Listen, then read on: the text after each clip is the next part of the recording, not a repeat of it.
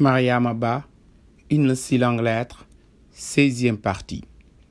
Je survivais. En plus de mes anciennes charges, j'assumais celles de Modou.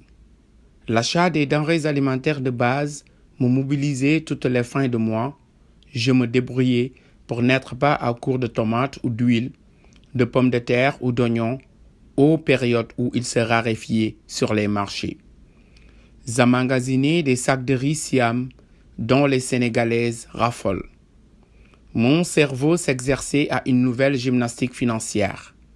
Les dates extrêmes de paiement des factures d'électricité ou d'eau sollicitaient mon attention. J'étais souvent la seule femme dans une file d'attente.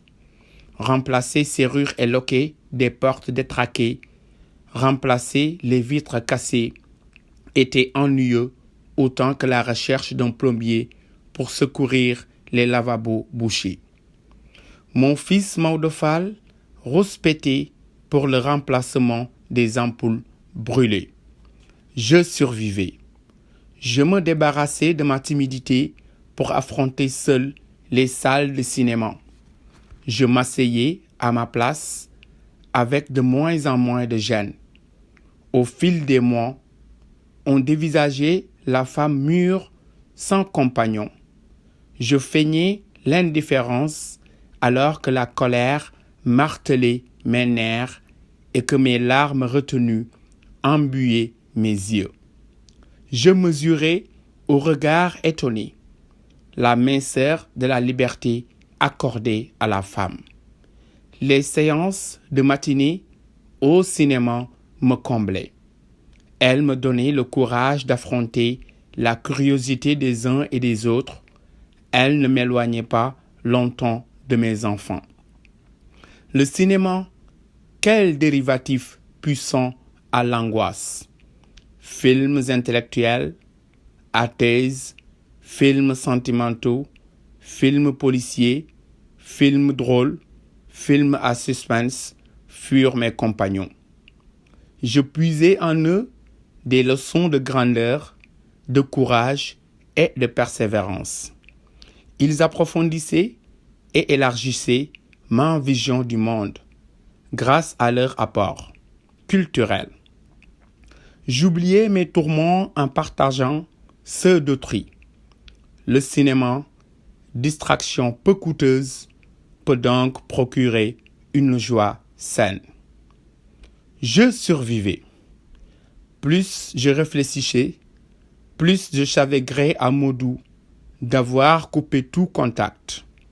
J'avais la solution souhaitée par mes enfants, la rupture, sans en avoir pris l'initiative. Le mensonge n'était plus installé, Modou me rejetait de sa vie et le prouvait par son attitude sans équivoque. Que font d'autres époux?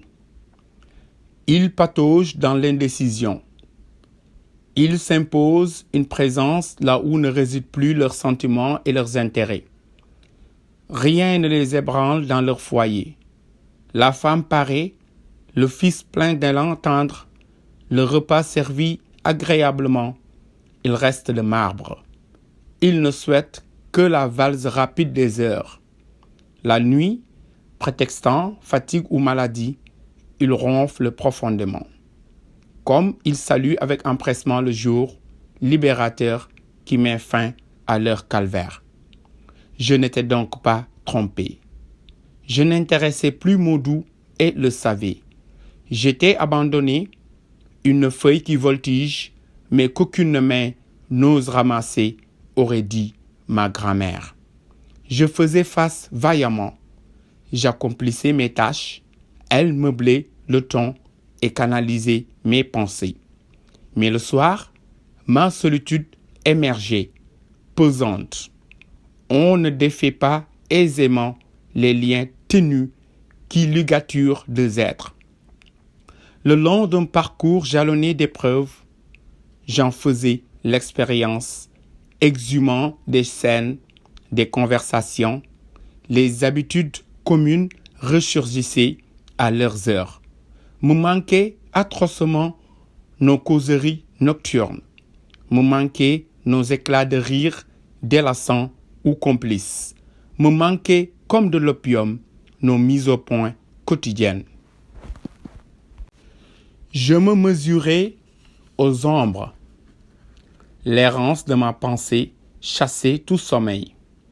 Je contournais mon mal sans vouloir le combattre. La continuité des émissions radiophoniques me secourait. J'assignais à la radio un rôle consolateur. Les mélodies nocturnes berçaient mon anxiété. J'entendais les messages des chants anciens et nouveaux qui réveillaient l'espoir. Ma tristesse s'éparpillait. J'appelais ardemment de toutes mes forces disponibles un autre qui remplacerait Modou. Des réveils pénibles succédaient aux nues. L'amour maternel me soutenait. Plié, je devais aide et affection. Modou mesurait-il à son exorbitante proportion le vide de sa place dans cette maison? Modou me donnait-il des forces supérieures aux miennes pour épauler mes enfants? Je prenais un ton enjoué pour réveiller mon bataillon. Le café chauffait et embaumait l'atmosphère. Les mains moussaient, les rires et les taquineries fusaient. Une nouvelle journée et des efforts accrus. Une nouvelle journée et attendre. Attendre quoi? Mes enfants accepteraient difficilement une autre présence masculine. Leur père, condamné, pourrait-il être tolérant pour un autre? Quel homme d'ailleurs aurait le courage d'affronter 12 pères Dieu hostiles qui vous décortiquent sans ménagement? Attendre? Mais attendre quoi? Je n'étais pas divorcé. J'étais abandonné. Une feuille qui voltige, mais qu'aucune main n'ose ramasser, aurait dit ma grand-mère. Je survivais, je connus la rareté des moyens de transport en commun. Mes enfants faisaient en riant ce dur apprentissage. J'entendis un jour d'abord leur conseiller.